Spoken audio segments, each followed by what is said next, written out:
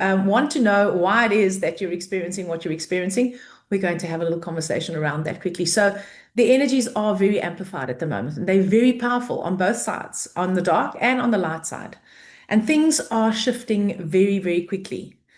And you know what? There's nowhere to hide anymore. It's almost like we've had a reprieve where we can run away from ourselves and the truth, but that time is coming to an end. And um, what's coming up for us now is around trauma, survival, and tragedy. So astrologically, Chiron, the wounded healer, is in Aries, and we're in Aries now, right? And we're going to have this new moon on Monday. But so Chiron in Aries is not necessarily unusual. However, Chiron in Aries, the wound in Aries is about the doubts that we have about ourselves. And the myth of Chiron is that he was a centaur and he was a healer and he was hit by a poison arrow and wounded, right? And couldn't heal that part of himself. And this is symbolic of the wounds that we carry with us. Now, that doesn't mean the wound runs us. It just means that the wound is part of who we are. And the significant thing about the astrology at the moment is that there are not only is Chiron in Aries, but there are 7 other planets in Aries. So a lot of you would have heard about it's the year of the fire horse, and we're going to get cracking, and we've shed the snake skin from last year, and it's go, go, go. And Aries is a fire sign, and it is all about go, go, go. And Mars, the planet that rules Aries, very masculine energy, is also in Aries. And so Mars is like all systems go. But Saturn is also in Aries, and Saturn is like the handbrake. So if you've been feeling like, there's a lot of energy driving you forward, but there's a lot of things that seem to be stopping you from moving forward, it can be the effect of this push-pull of these planets. The other thing, that interesting thing that I heard today about Chiron is that Chiron moved into, I don't know, this Chiron cycle that we're having now. Please, I'm not an astrologer. Started in 2019 or 2020. And we all know what happened in 2019 and 2020. And a lot of what we're experiencing now is the effect of having lost our trust in the systems that are supposed to keep us safe. All right. The government is supposed to protect us. Big pharma is supposed to heal us. No one is supposed to be left, blah, blah. The economy is going to keep us going. And so especially these 3 days, Tuesday, Wednesday, Thursday, this is the time that a lot of the stuff that we may have thought that we've dealt with is being shown in technicolor. So if you've had any self-doubt before, it is raging at the moment. Okay. If you are stepping into something new and last week you felt relatively okay about it, and this week you are panicking, it's partly because we're all being shown that which we most need to heal at the moment. So the Jungian perspective on Chiron is really interesting. Sorry, I must just change the view here. Chiron, Jung said, was a wild old man archetype, facilitating individuation, the process where the psyche integrates the shadow, the ego, the higher ideals to achieve completeness. And Chiron is the symbol of our profound inner pain that becomes the source of our wisdom and healing. The wound that becomes the source of the healing. So our psychological scars, Jung saw these wounds not as flaws, but as a catalyst for this deep transformation, for deep self-awareness and empathetic connection. And the idea is that personal suffering can lead to genuine healing in others, especially when you integrate your own pain through introspection and shadow work. So the Chiron's wound, that poison arrow, it symbolizes the inner wounds of every individual, which must be acknowledged and healed for personal growth and transformation to happen.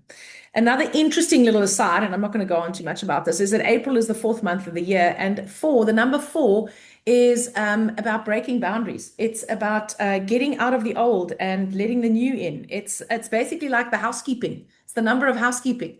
This is what serves me, and this is what doesn't serve me, and I've got to clear out what doesn't serve me so I can make room for the new. And that's hard.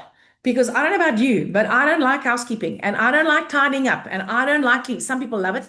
I absolutely don't. So this is collectively what is happening to all of us. We're all on a sorting, packing, chucking out what no longer serves us, and recognizing, first of all, what doesn't serve us. And that is possibly what's coming up for many of us right now. Antoinette, did you want to say something? No. Okay, so Antoinette, next one is you, right? Yeah, I only just realized at the beginning of this meeting we did not schedule this meeting to align with this astrological time, but it's how crazy is the timing? That's the beauty of the yeah, as someone who knows the bathroom floor well or the broken well through illness, through mental illness, through so many things, that deep self doubt, I speak from a place of lived authority, if not trained authority, so that there's a way through. If I can get through it, anybody can. And it doesn't mean my life's all love and light and joy, but I'm in a completely different, better place than I was. It just gets better and better as it gets harder and harder. So, yes, I'm so passionate that we're all here together and that we can share and do this together because it's an ongoing journey. It doesn't stop. It gets better, but it can also amplify the other way when it gets better. Anyway, so what actually is healing? We talked about this in the cycle of life. We sort of alluded to the human journey. So really, we would overall say healing is coming into alignment with our divine self. So, removing any obstacles that prevent God from taking effect in your soul. So, we reunite with who we really are. And if we look at the cycle of life, Loretta, just briefly again, to something that got guided to me, as I said. I mean, it's not quite that linear and definite, it's not, but we are born as a spark of God. You know, our birthright is to be that higher self that we all know about, intellectual, have read about, to be in equanimity, to be at peace no matter what's happening, to live from the inside out, less affected by everyday life. And that is our birthright, actually. But we become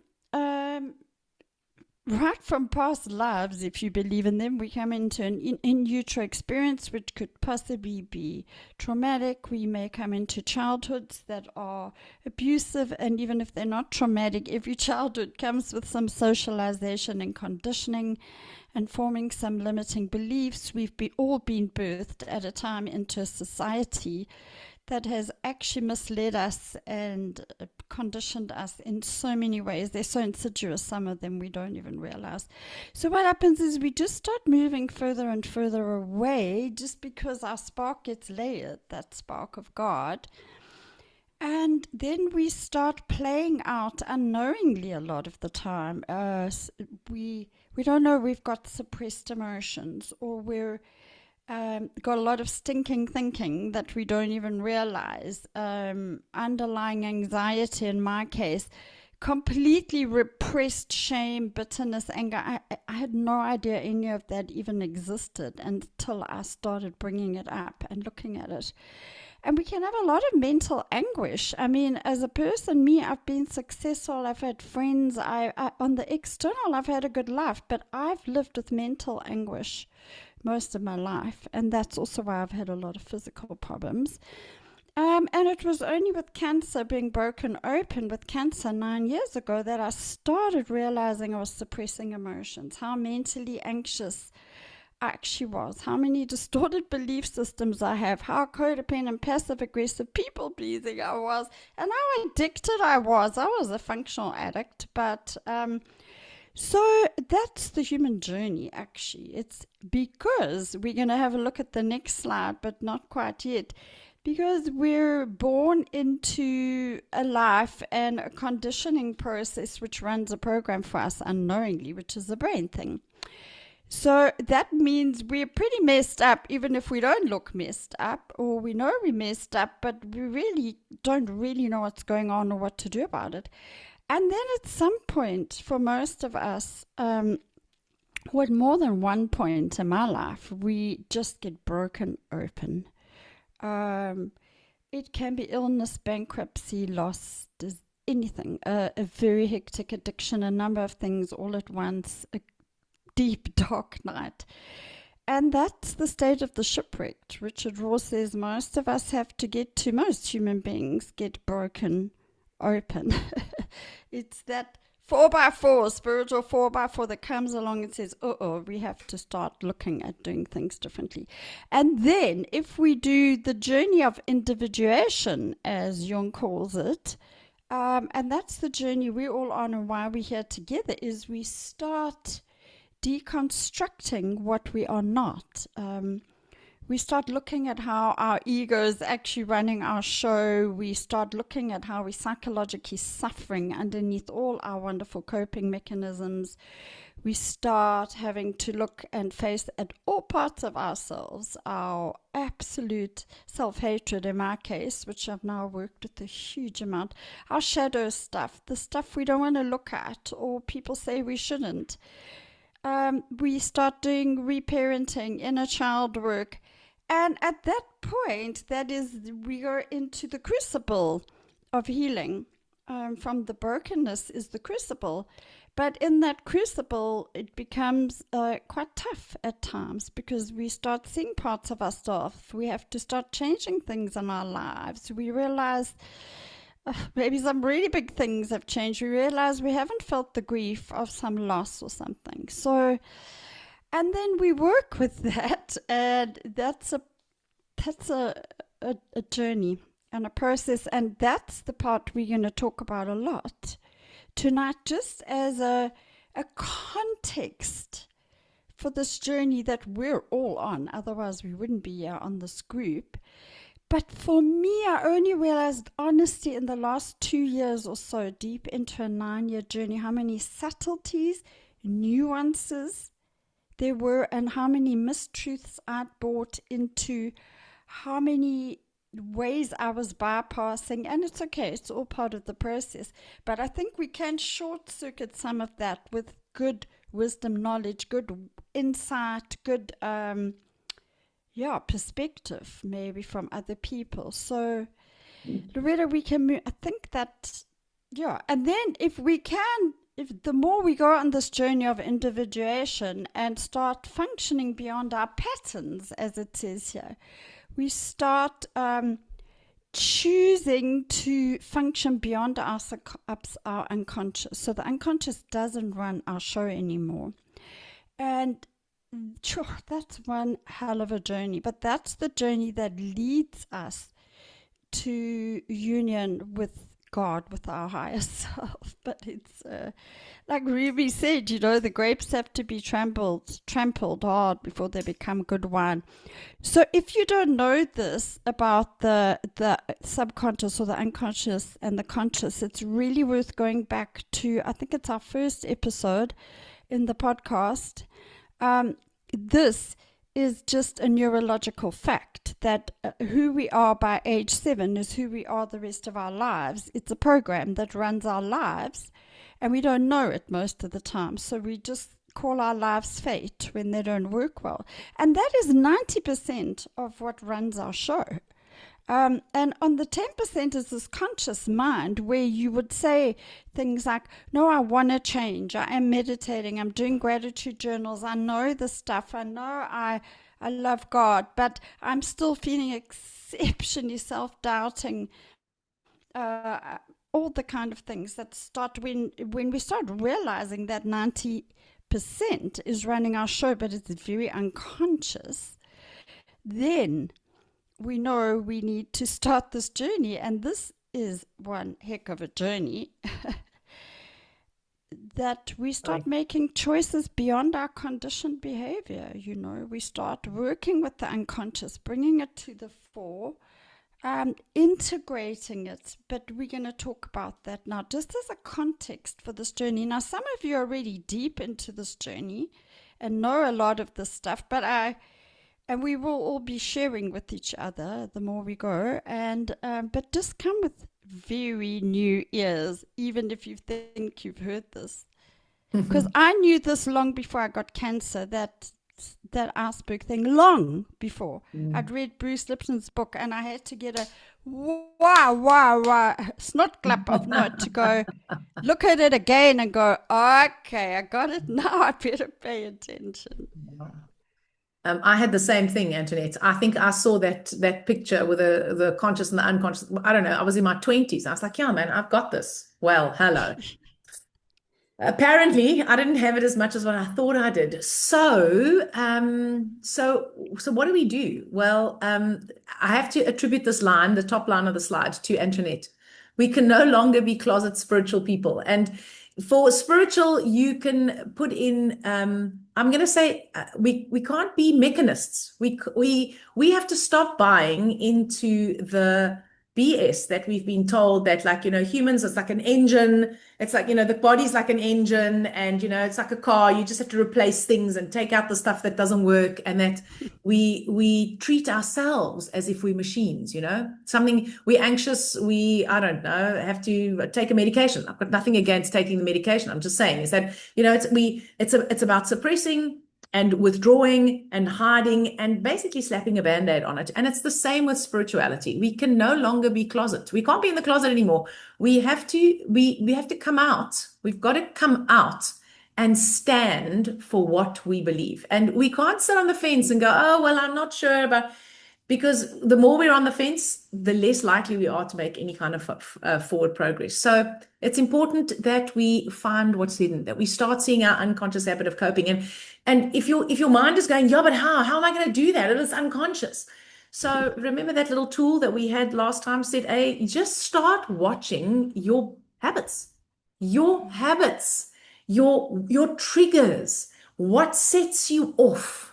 What drives you mad? Mariella shared at the beginning that she's in a cleaning frenzy, and what she noticed about herself is that she gets irritated because the people around her should also be doing that.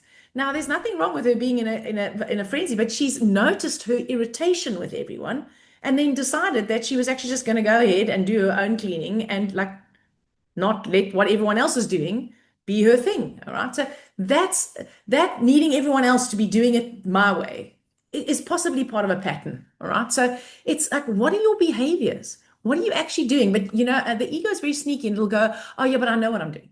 You know what? Just spend a bit of time.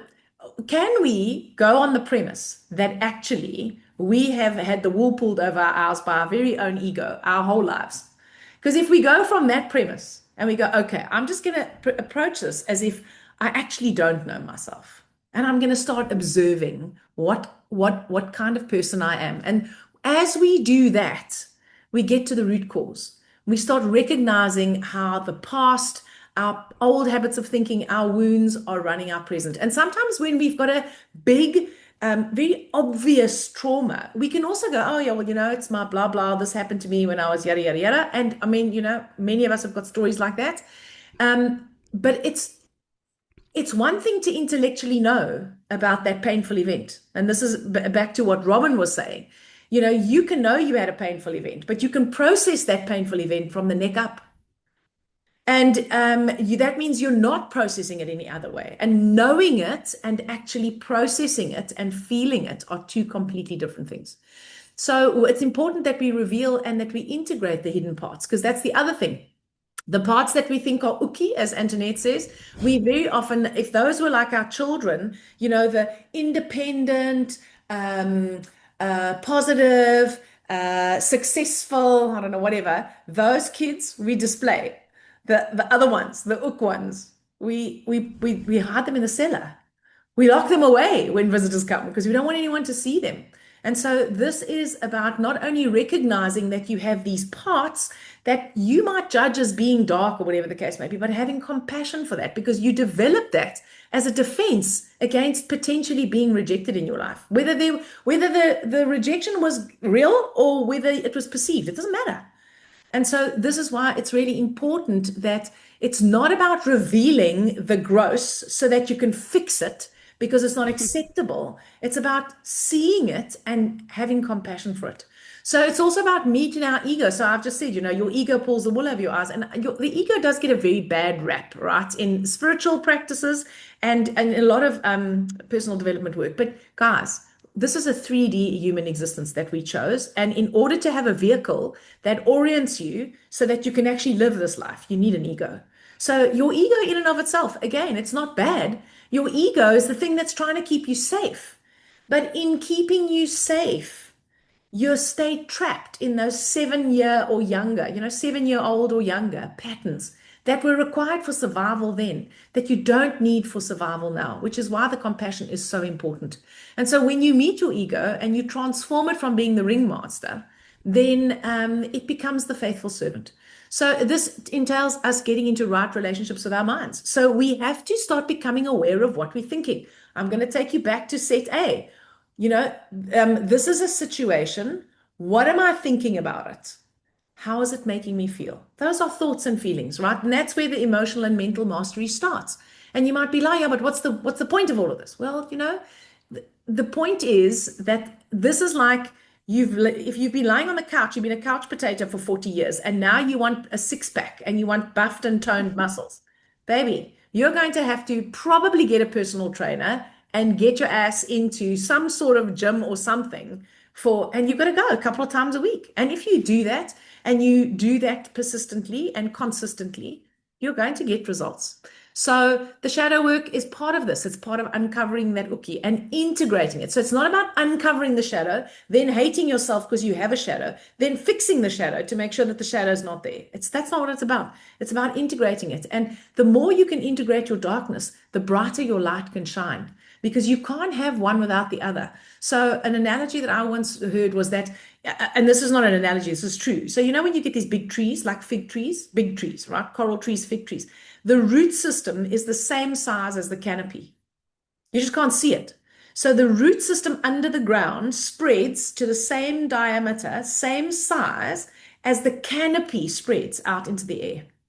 And that is, think of the root system as the shadow and the canopy as the light. And the tree can only flourish to the extent that the roots can actually take root and that rootstock can grow. And this is why it's really important for us to do the shadow work, not so that we can get stuck in our doom and gloom, because we're not going to judge it, remember, so that our light can shine brighter. It's important that we do the reparenting and the inner child work. And I must be quite honest, when I used to hear inner child work, I was like, oh God, that sounds like 100 years of therapy. But can I just tell you, it doesn't need 100 years of therapy. It needs mostly, I think, being able to recognize those ook parts as with compassion, and to be able to recognize that those defense mechanisms, those coping strategies, they were developed by little you in order to survive. And so that makes it so much easier to have compassion. And then the clearing of the energy, we are not just, as I told you earlier, we're not just machines. Any system where there are electrons that move, there's an electromagnetic field. And the human has got billions of electrons, right? And of course, we've got an electromagnetic field around us. And that is our energy. And we have an energy body. And we have anatomy in that energy body. And just like you clean your house and you clean your body, you brush your teeth and you wash and it's important that we clear our energy fields. We clear our energy fields with sort of daily kind of hygiene practices. But if we've got ook stuck in our energy field, then it's important to get someone to help us to clear that too. And a lot of that stuff we can actually do ourselves. I'm just going to say that. But sometimes it's above your pay grade because you can't see it. And that's where someone who really is good at this will come in handy. And then the last one on here is to be embodied. And that it leads back again into what Robin said. So many of us live from the neck up. And so you can know all of this intellectually. It's like I knew that thing with the iceberg intellectually. But in my 20s, my ego forces were so strong, I didn't have the capacity to go, oh, well, I don't wonder what programs are running me subconsciously. I'm sure I must have them, but don't worry, I'm working on them or whatever. Okay. But it was an intellectual knowing. It wasn't a knowing. And when we have such emotion, or when we have physical pain, as Simone said, physical pain is an indicator. I think Simone's words were of like, this is a new emotion coming up, or it's a stuck emotion, an old emotion that's actually making itself felt now. That is in the body. So your body is your biggest ally. And very often we get subtle cues from the body that we ignore. So, you have a headache, and so you take 2 paracetamol, and then next week you have another headache, and so, or you don't sleep well, or you whatever. And it's not that we have to become paranoid about like every little thing being something serious. It's not about like, oh, is this my heart? It's like, oh, I feel this way. Can you locate it in your body? And can you actually just describe to yourself what it feels like? Because that's a practice. So, one of the easiest ways I think to get embodied is to ask yourself if you know what it feels like to be physically hungry. And once you've eaten, do you know what it feels like to be physically full? And this is nothing to do with any eating disorder. I'm not trying to fix anyone's eating disorder, but we all eat. And so almost all of us know what hunger feels like, or we don't. We either eat habitually in a pattern. So like, can we like go and go, well, actually hunger, it feels like, where is it? Well, I sort of feel in the middle of my abdomen, it's an empty kind of hollow feeling that goes away actually if I ignore it, and then eventually start screaming or whatever, right? So our bodies are always signaling things to us. Very subtle. And when you don't hear the whispers, then unfortunately we have to start preparing to hear the screams. So this is a journey of navigating the ego and the soul self without needing perfection. No one needs to be perfect in order to heal. We just have to be prepared to ask the questions and to listen. By the way, no longer being closet spiritual people is not mine. It's Lee Harris's, but I Oh, stole it because I but you know gave it. she's You in you love. you stole it from Lee and then put it on my slide. So thanks, Antoinette. Okay, so yeah, these things I've learned, I wish I'd known like long ago, and just knowing this can make the whole journey so much easier. Not because it's easier, because you still have to do the work, but just because, like, I didn't know that healing is learned. It's like learning to do anything, Mm.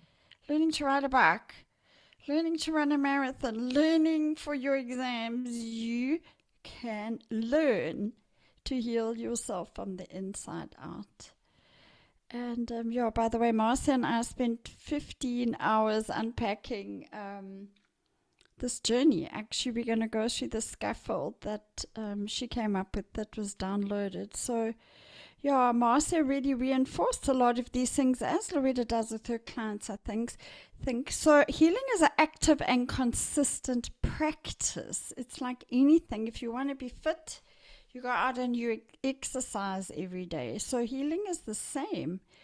It requires us to be involved and to consistently practice it, whatever it is. We're going to talk about all that. And it's about change. And this is the part that I think is often very hard for us human beings until we get snot clapped. It's like, because it requires stepping into the unknown, it requires discomfort, it requires leaning into things that terrify us, possibly.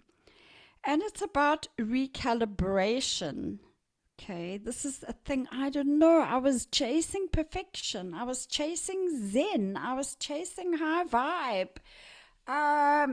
And I was actually just getting worse internally until I got cancer and I got a book that opened my mind to all of this. And healing is like anything, it's like constant adjusting and fine tuning. You adjust, you fine tune.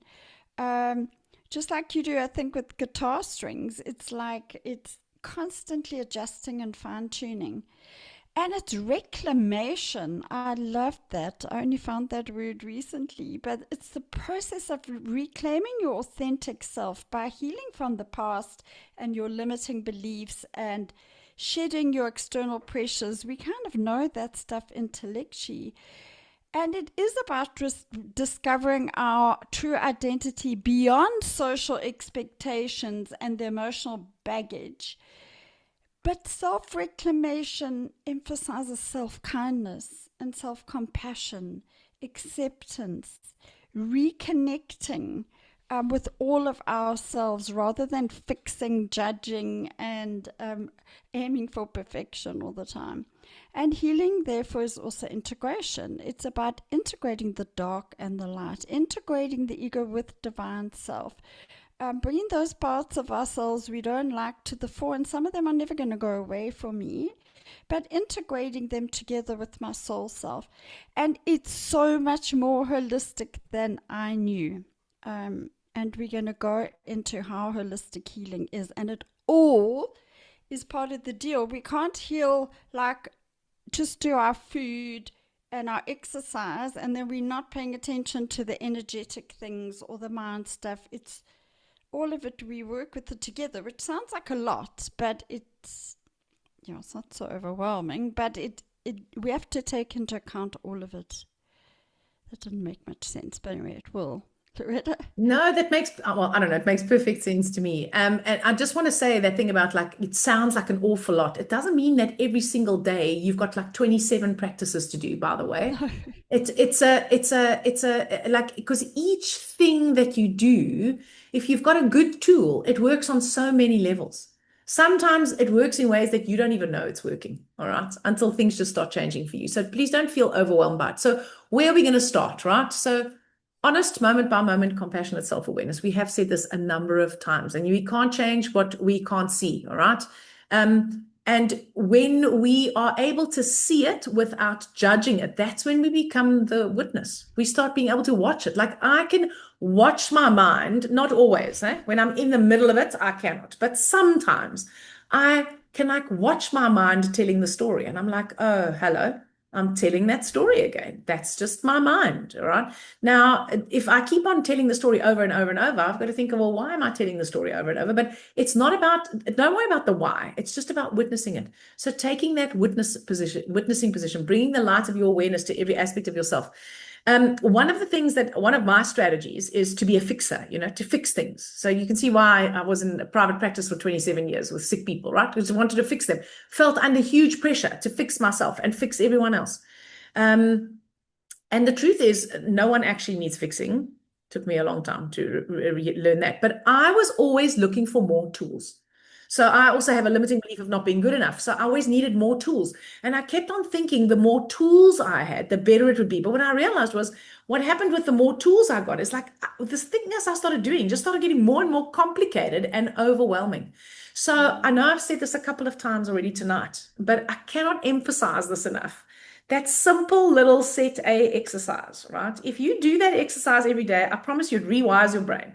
If you did nothing else except that, this moment by moment compassionate self-awareness would start becoming much more tangible for you. Not because that's the only tool, please. There are lots of tools that can probably do it, right? But it's the one that, because I've been in this now coaching game for quite a number of years as well, right? And it's the one thing that, other than feeling their feelings, that people are almost most reluctant to do because it seems so simple. And it's like that thing about, yeah, well, I know this. So remember, as soon as you're going, I know this, just ask yourself, do I really? Do I really know this? Or do I just want to like bypass this? All right. And sometimes you might go, I really know this. I have that sometimes. I'm going to actually, I do really know this. Okay. Or I really, and that's usually when I think I really know that I get a snort clap that wakes me up to the fact that actually I don't know nearly as much as what I think I know. Right. So when we face the truth of where we are, that is the crucible of transformation. A crucible is that bowl where you light the alchemical fire underneath and you put the chemicals inside and then the alchemy happens, right? So facing the truth, it's the crucible. It starts the reaction. And we're very keen to get on to, okay, but can we have the healing and the transformation? Facing the truth is part of the healing and the transformation. It's not great because we keep on thinking, well, I need to do something with this because sometimes facing the truth is uncomfortable. And this is another thing we spoke about last time. It's important to become comfortable with discomfort. But when we do this, when we start cultivating this, it gives us agency because now you are starting to take command of your thoughts, noticing what you think and how it's making you feel and what are the stories you associate with that. And are those stories actually true? How much of the stories are assumptions that you made? They may feel really real and true for you, and they may be as a consequence of something that happened to you. And I'm not saying reframe the story and turn the negative experience positive, not at all. It's just that can you look at it and go, I am not unworthy. I have a story of being unworthy as a consequence of perceiving, I don't know, the way I was parented in a certain way. Doesn't mean that it doesn't feel like it's super real and it's like it in you, but you become the one that gets to choose. You start having the agency, and having agency in our lives is one of the four fundamental desires of everybody's spirit. Everybody, all humans. Every single human wants agency. We all want agency. We also, of course, all want to be taken care of and not have to take any responsibility, which is why we give our agency away. But the truth is, we actually all want power over our lives, and not to control, but to feel like I am sovereign in my life. So observing yourself is really key. You don't need to fix it. You don't need to change it. Just notice it. Observe your behaviors. Start thinking about what you think, how you speak to yourself, what language you use, what thoughts do you think, what are the habits and behaviors that you have constantly. And this is not so that you can replace a negative thought with a positive thought. Please, we're not doing that, okay? It's so that you can just become aware of it. Because when you become aware of it, you start seeing through it eventually, and it owns you less. You start becoming sovereign. You start getting the agency in your life. So it starts by observing yourself. Imagine you've got the most fascinating science experiment. I mean, if you're not a science geek, it's not going to make you excited, but imagine you're running an experiment and you are the observer, you're the scientist, and you're the person you're the petri dish. So you're under the microscope and you're the one looking at the microscope. Because at the end of the day, you're with you all the time. And the most vulnerable person in your life is you. Everyone else can get away from you if they don't want to be with you. You cannot get away from yourself. So start observing yourself with compassion. Honest, moment by moment, compassionate self-awareness. So what does it need from us? Well, it needs a deep desire and wholehearted commitment. The wholehearted commitment thing is quite hard, I just want to tell you, because in the minute I think of wholehearted commitment, my ego goes, oh, what am I going to have to give up? Well, you know what? There is a basic law in the universe, which is called fair exchange. It means we get nothing for nothing, remember? And so you may have to give some stuff up. But you don't know what that is until you embark on the journey. It's part of the mystery. So are you prepared to go, well, I don't know if I can do this, but I'm going to choose it no matter what. I'm going to do my best, because that's what's required. A deep desire and wholehearted commitment. It takes time and effort, as Antoinette said, you got to practice. You got to get yourself into that gym. It takes courage and resilience, which is what you get from other people who are on the journey with you and from yourself. Sometimes your own courage is low. Yesterday, I'll be quite honest with you, my courage it wasn't even in my shoes, Brew. It was 6 feet under. And I can't remember what Antoinette said, but she said something to me on WhatsApp, on a message or something. And so she was the one who was courageous so that I could actually access my courage and my resilience. She was the one who witnessed the fact that, or just held the space for the fact that I am a courageous and resilient being. So that's what we're there for one another. Consistency and keeping small daily promises to yourself. Stop. You know what? This is one of the most common strategies of the ego. It's all or nothing. You've either got to be all in, which wholehearted commitment doesn't mean you have to do all the things. It means you just have to be committed to the healing, right? But your mind goes, you know how this, if anyone's ever been on a weight loss diet, you go on a diet and then you break your diet, you cheat. And then you think, oh, well, I've already cheated, so I might as well cheat for the rest of the day. And then tomorrow I'll be good again, okay? This is a very common on a diet pattern, right? Those of you who've been on diets before will recognize this. All or nothing thinking. I'm either on a diet or I'm eating everything, for example, okay? So small daily promises to yourself. Keep the promises you make to yourself and celebrate those small wins. Be curious. Leave your comfort zone. Change requires leaving your comfort zone, becoming okay with discomfort, not going, oh, yay, discomfort. I'm just going to dive in. It's just like, okay, well, this is going to sting a little bit. This is what, if you've ever had a local anesthetic, when they inject the local anesthetic, it burns like like fire. But it's so much better to have that quick burn, and then while they're stitching you up, you're not feeling the needle and the thread going through your skin and through your nerve endings. Okay, so it's you gotta lean into that discomfort. The discomfort is okay, so that you can actually get what you want. And then, of course, acceptance and finding soul safety in shifting ground. So what is that? I actually asked Antoinette, we were discussing it. I was like, well, what is soul safety in shifting ground? So for me, soul safety in shifting ground is, what are the consistent things that I can always rely on? And those very often are habits of tools and techniques, or breathing, or praying, or saying certain words, or whatever the case may be. Those can sometimes allow me to just settle into myself, even if the ground is shifting all around me. So we'll be talking about those things and providing you with tools of that nature in masterclasses and stuff. Yeah, the trap I fell into actually was that I was on a very in-depth spiritual path, I thought, and self-help path when I got cancer. And when I just reflected now on that last slide, that because I was doing a lot of meditation, spiritual practice, yoga, gratitude journals, I had no idea, but I wasn't observing myself at all. I had no idea what I was thinking. I had no idea I wasn't even feeling except this grinding anxiety and dissatisfaction all the time. And I can tell you now, it took me a long time to be able to even follow a thread of my thoughts, to see myself thinking.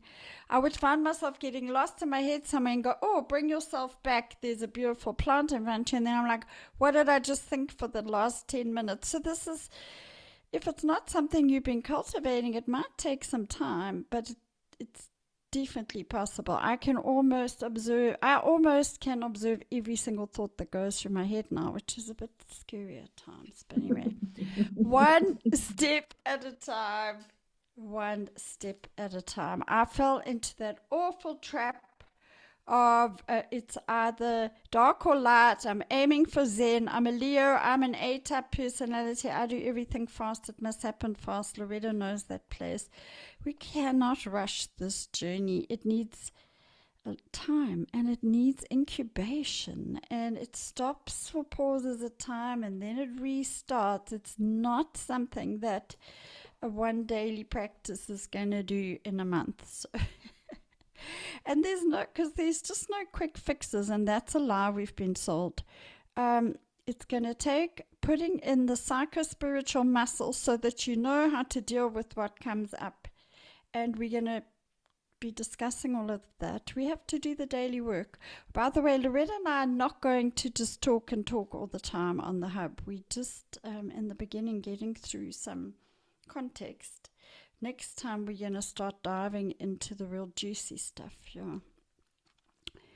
So I think we've talked about this before, hey, but healing is an inside-out process which we need to do on our own, but we also shouldn't do it on our own. We need help. We need help. That's one thing I never did. I need help. Sometimes we need help from an energy worker. Sometimes we need help from a friend. Sometimes we need to be on a group like this, but we cannot do this all alone. And loneliness, I didn't realize until last week, is something Jung talked about a lot as a deep sense of disconnection from ourselves and from others on a deep, meaningful level. When I look back on my life, this was one of the biggest gaps in my life, and it still can be, although I found good people now, because we get really lonely when we can't share what's vital or authentic, the uki, all our thoughts and emotions, because it's just not something that people often do or can hold space for. So deep emotional and spiritual connection and genuine understanding or resonance are absolutely critical. And thank you to the people who do that for me. And some of you are on this group, yeah. And we're here for that, this group. All right, Marcy, I thought you'd like that because we talked about we're going to go from next month into where are you on your map and where do you want to go to, and we're going to go through various ways of getting there. And I just thought this was quite a little cute picture of someone going anyway. So from next month, if you know anybody who's thinking of joining the hub, it would be a very good time for them to climb on next month, because we're going to start getting into the real nitty-gritty. This is the healing scaffold or the healing map that Marcia got downloaded, and it's very precious actually, because all the holistic pillars are in the middle. You'll see the physical, mental, energetic, spiritual, our relationships, environment, etc. And around that, we need empowering knowledge, which is what we've been trying to bring now. We need support and guidance. That's what we're going to be here for each other. We need connection, and we need good wisdom tools. And then what do we do for ourselves? Well, it starts with looking where we are. So we're going to go through this whole map and we're going to work through it and we're going to get far more into sharing and the nitty gritty of the stuff rather than us talking. So we are going to start working through this as from next month. So the first meeting next month will be Where Am I? And then we will move on from there in other meetings to what can I do? How can I do it? How do I keep on doing it? And Loretta's going to bring us some very exciting something next month. Loretta, do you want to tell us what that is? So I created actually a couple of years ago. I can't remember what the course was. I had a program. It was about health, like your overall health, and I created a questionnaire for like where are you that you could rate and score. Now you can't fail. This is not a like a oh my God, my life's a disaster kind of questionnaire. You don't have to complete it if you don't want to, but it's a really good, I think, a really good tool for you to get a sense of where are you in various areas. And it's not so that you can flagellate, it's so that you can go, oh, you know what? I don't drink enough water. That's something I could do. That doesn't seem that hard. I think I can drink more water. Or I only eat, I don't know, 2 portions of vegetables a day. So maybe I can increase my vegetables. Or maybe it's like, you know what, vegetables, I would rather die. Okay, well, what can you do? Well, maybe I can drink more water. Or hey, check, I actually sleep 8 hours a night or 7 hours. I haven't. I'm actually score well on the sleep thing. So it's not just the physical; it is a whole set of questions. So that it's like an audit. It's like a life audit, the holistic life audit. I think I might call it that. Okay, so that we actually have like a hard copy tool that we can use and that you can complete it every couple of months and you can see if any of your scores have changed because that's when we're sick, we go and have a blood test. They measure our blood sugar, for example. They go, oh, Loretta, your blood sugar is slightly elevated. I go, oh, okay. I'm going to eat fewer refined carbohydrates and I'm going to move more. And then in 3 months' time, I'm going to go and have my test done. Well, maybe less than 3 months.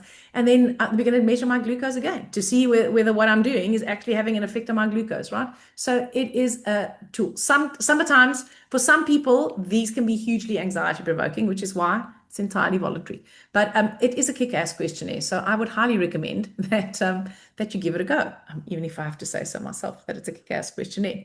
So before we open for some more sharing, I just want to add one little thing to your Set A tool. So remember the tool, right, is you're thinking of a particular situation, your health, where you are right now, whether you're living from the neck up, your situation, whatever it is, okay? The question is, when I'm considering my bank account, what are my thoughts? Write them down. When I have these thoughts, how does this make me feel? Write that down. And what does it make me want to do? If you're not sure what it makes you want to do, think of another time in the past. Think of like a time in the past when your bank account was empty. What did you do?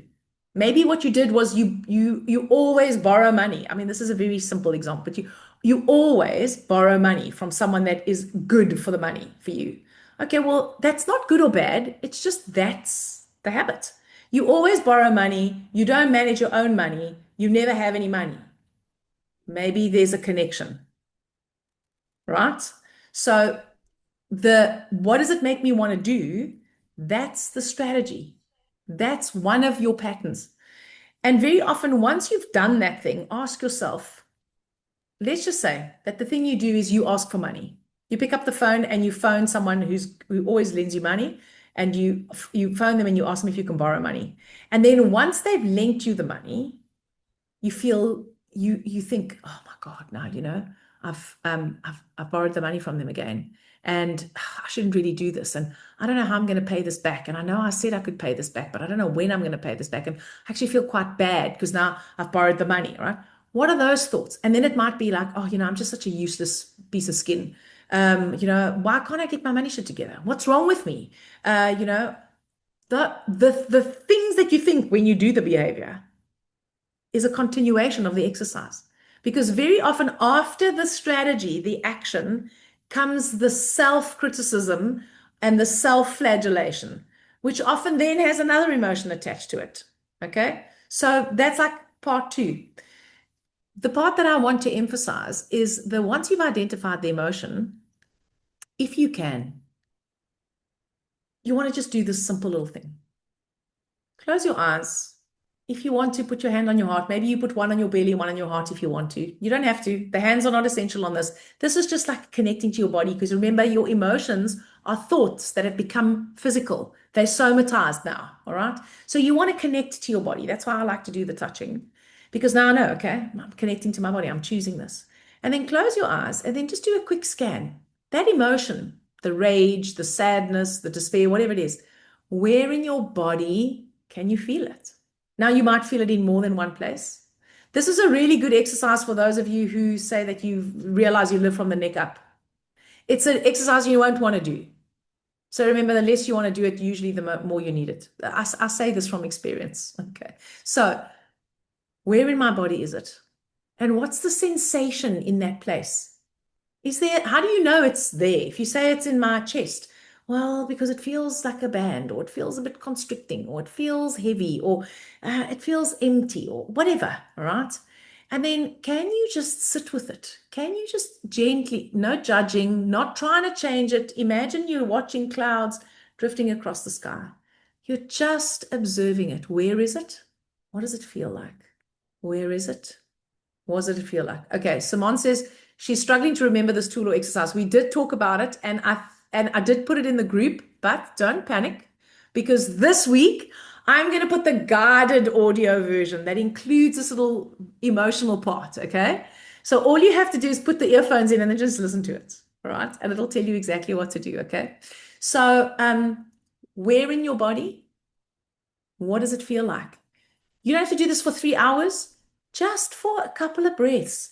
Because what that will do is it will help you to feel it in the body. So it starts getting you out of your head and into the feelings. And feelings, emotions, want to be seen. They want to be felt. They just want to be acknowledged. Emotions are like waves of energy. So if you think about a wave on a beach, you can see it coming in. And then it comes in and it's that big green wave, and then it peaks and it starts feathering, and then it either crashes depending on what the kind of swell is, but it basically breaks and then it rolls into the shore and then it recedes. And then the next wave comes. And so if you think of emotions as waves of energy, they just want to be left to roll into the sea and roll out again. Okay, you don't have to do anything with them. They want to be felt. They don't want to be fixed. But because they can be really uncomfortable, we often don't want to feel them. And the more we don't want to feel them, the more likely they are to get stuck in our energy field and ultimately manifest themselves in our physical bodies. Not Loretta, good or can you bad. maybe just give us the steps of that tool, just Okay. 2 So the first seconds thing for now? is, this is so funny. This is the tool no one wants to use, and then everyone forgets about it. It's hilarious. Okay, it's not a coincidence. So, the first thing you do is it's usually about something that you're having a bad time about because nobody really wants to do this about something they're having a great time about. Okay. So, I'm going to just use Robin as an example because of her beautiful share. So, Robin falls, hurts herself. The next morning, she wakes up and she feels like she's in pieces, right? And she's like, what the? Okay. So, what she can do with this exercise is the first thing is, what are you thinking right now about the fact that you can't get out of bed? Fuck, I can't get up. What the hell is going on? Oh my God, what if I've damaged something? What if I never get up again? It doesn't matter how trite you think the thought is. You're not judging the thought, you're just recording it. If you can write it, better, all right? Because when you write it, you have to engage like a whole different parts of your brain and you concretize it, it becomes real for you. So you list your thoughts and you are brutally honest.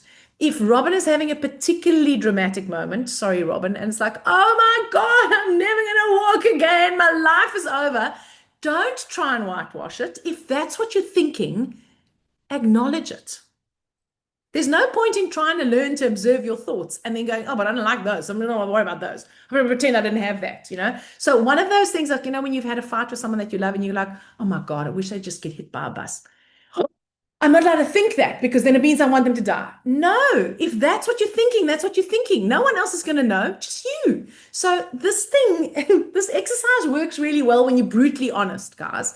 Like, my husband's irritating me so much. I wish I could just smother him with a pillow. If that's how you feel, then that's what you're thinking. That's what you're thinking. Doesn't mean you're going to kill him. Just means that you want to right now. Okay, so first your thoughts. When you've like recorded 5 to 10 of those, and you go through that list, ask yourself, how does this make me feel? I'll use Robin's example again. So sad. She's crying, right? What is the matter? So sad. Can you feel it in your body? Yes, it's like feels like a gaping wound in my chest, whatever it is, right? So what is the emotion? And this next step that I introduced this evening is where is it in your body and what's the sensation? Can you locate it in your body? If you can't locate it in your body, that's okay, but don't stop practicing trying to find it the next time you do this, okay? Because the more you practice, the more likely you are to find it. It doesn't only have to be in one place, it can be in many places. It can be in your chest today, and it can be the same emotion tomorrow, and it can be in your right hip.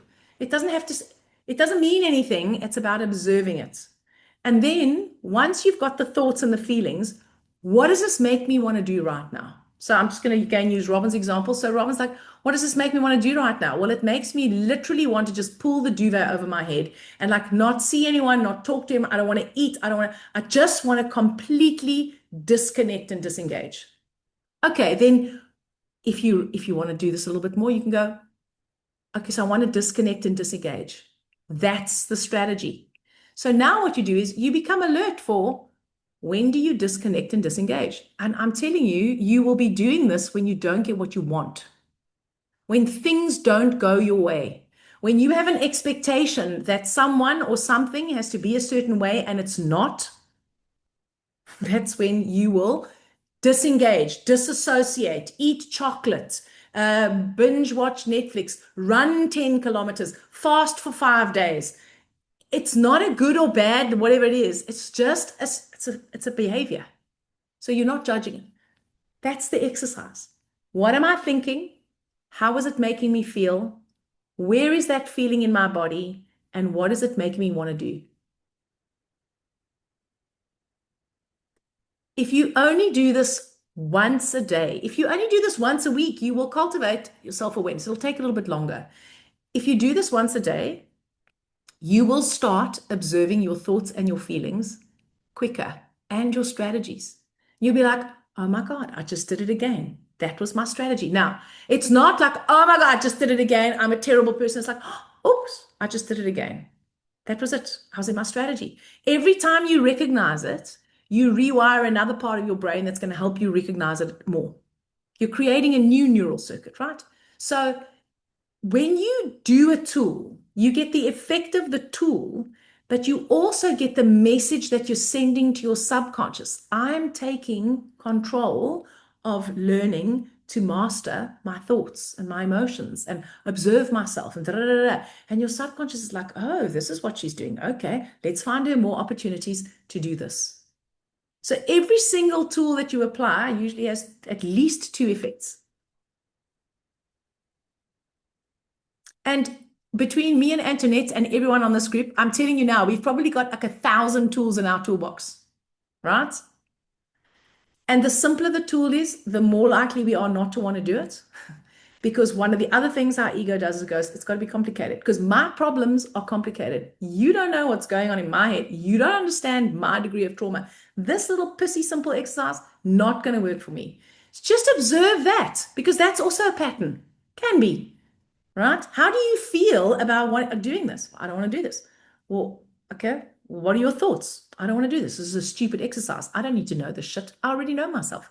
Who does Loretta think she is? In a healing hub. If that's what you're thinking, write it down. What does it make you feel like? Makes you feel like, oh, well, actually, all these bitches have done it frustrate me. What does that make you want to do? I'm not going back.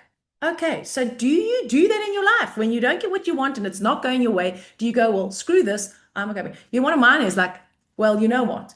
If you don't want what I'm saying, screw you. My life is great. You're the one with the problems. That's one of my evil, more villain patterns. The minute I have that, like, oh, well, I don't need them, I'm like, look at that. Yes, it's like you need me more than I need you. Not nice, right?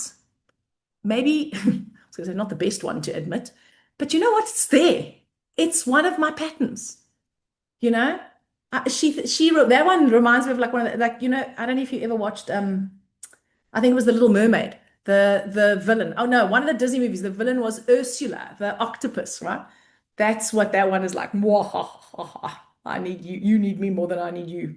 Hasta la vista, baby. I've done that with friends. I've done that with family members. I do that. And I try not to do it. I don't do it as much anymore, but it's there and I recognize it because it's a pattern. So this is just about recognizing them. Sorry, I've banged on about the tool. It's really simple. It's important. Okay? You don't have to do it if you don't want to because you have agency. It's a free world. Okay. I think that's it. I've banged on enough now. Antoinette, you go. I think we're done. Unless anyone wants to share, I'll send the recording to you tomorrow, and the tour tomorrow or the Yes. next So what I will day. do is yeah, so Antoinette we'll email that. Hey, we're going to email it, Antoinette, but I will put the little tool, the like guided recording one, onto the group so that you can just listen to it on your phone. Okay? Which makes it easy for you.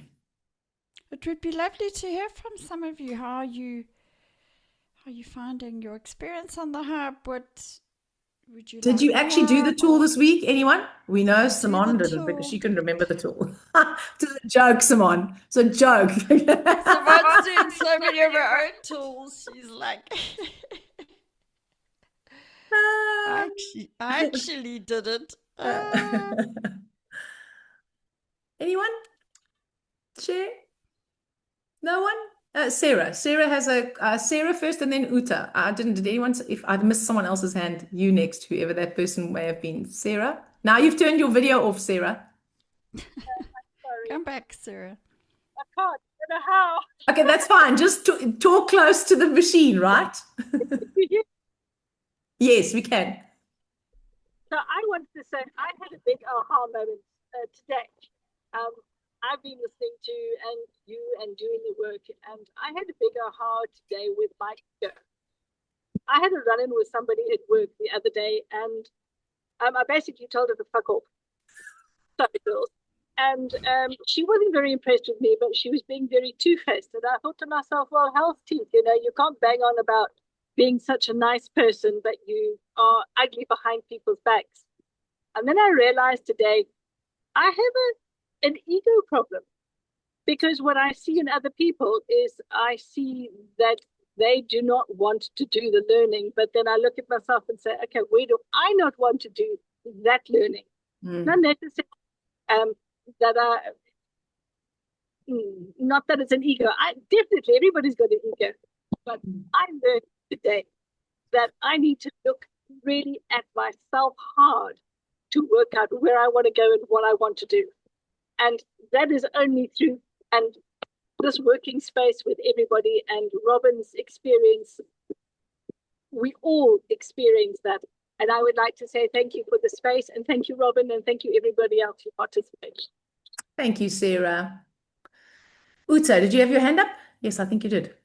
Yeah, I mean, quite a few of you know my suitcases that are always ready by the front door. It's like, that is my go-to behavior. And just having that visual image, I'm like, oh, my suitcase is packed again. Can I not just, it's quite funny, but I do that, as you said, with a lot of different things. I will go like, no, I'm out of here, packing my suitcases, gonna land, gonna give it up.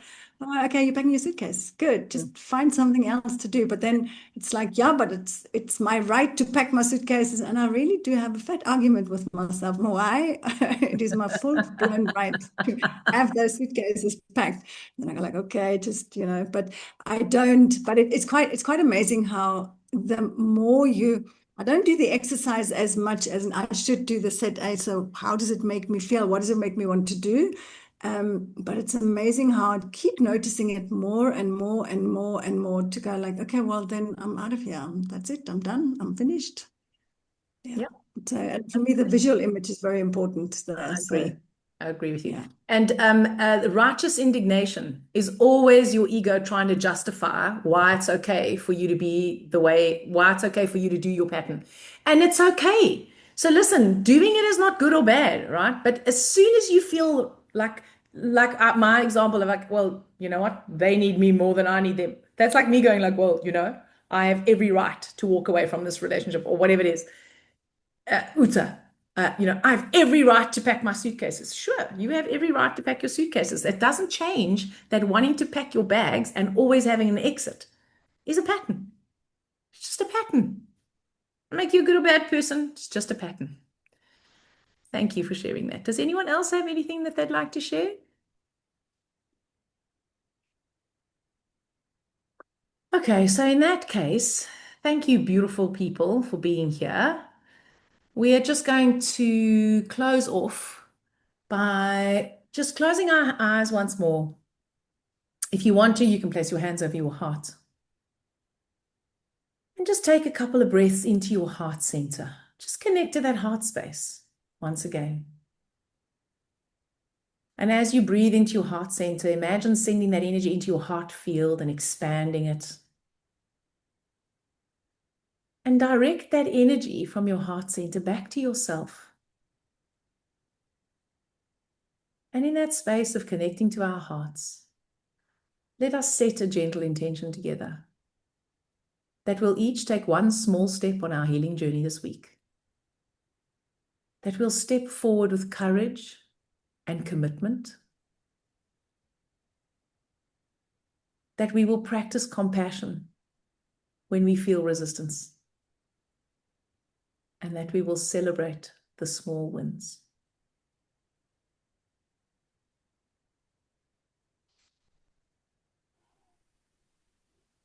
When you're ready, you can open your eyes, come back into the room, and we shall see you. I don't know, I think it's the 6th or 7th of May. Antoinette posted all the dates for the rest of the year. They might change if something comes up, but just so that you can plan, right? So you can plan and you can track your schedules and things like that for people like that, for people who've got those kind of issues. So thank you, lovelies. It was wonderful. Thank you, Antoinette. Yeah, it's such a privilege to be here with all of you. Thank you for being here and thank you for sharing. Absolutely. Right. Cheerio. Ride those horses. Ride those horses, but not before Friday, okay? Friday, sow the seeds and then get on your horse. Stay inside between now and Friday. Keep your head down. No worries. I'm going horse riding. Bye, everybody. Bye, everybody. Bye.